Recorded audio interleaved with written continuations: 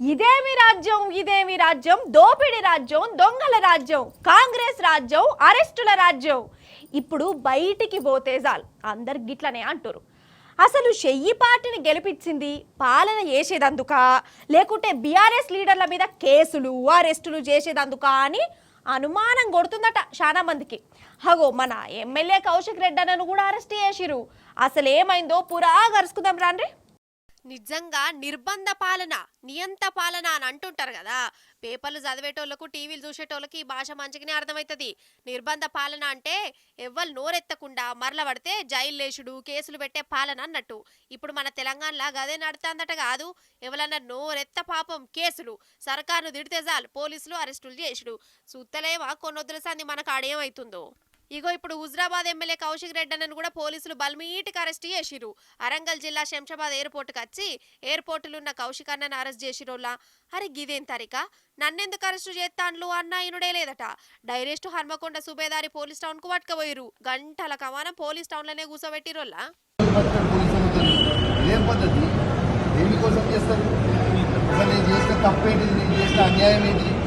ప్రజల కోసం బరాబర్ ఆ క్వారీలో ఇబ్బంది అవుతుంది. ఇల్లీగల్గా నడుస్తుంది క్వారీ. అది రేవంత్ రెడ్డి బేనామీ, సీతక్క బేనామీ, కడియం శ్రీహరి బేనామీ, ఎమ్మెల్యే నాగరాజ్ బేనామీ. వాళ్ళ బేనామీలకి కొన్ని ఎన్ని రోజులు రాస్తున్నారు. ఇదేం పద్ధతి అసలు? ఇదేం నాకు నోటీస్ ఇవ్వకుండా మీరు ఎట్లా అరెస్ట్ చేస్తారు? రేవంత్ రెడ్డి చెప్తే మీరు అరెస్ట్ చేస్తారు. రేవంత్ రెడ్డి చెప్తే మీరు అరెస్ట్ చేస్తారా? కాదు రేవంత్ రెడ్డి ఇదే కాదు కదా. రేవంత్ రెడ్డి జీతం రేవంత్ రెడ్డి ఇస్తారు కదా. ఇదేం పద్ధతి? ఇది పద్ధతి కాదు కదా. ఇదేం పద్ధతి? ఇది పద్ధతి కాదు కదా. ఇది పూర్తిగా అన్యాయం. రేవంత్ రెడ్డి గారు పెట్టుకున్న అక్రమ కేసు ఇది. కమలాపూర్ మండలంలో గుండేడ్ గ్రామంలో ఇల్లీగల్ మైన్ నడుస్తూ ఉంది.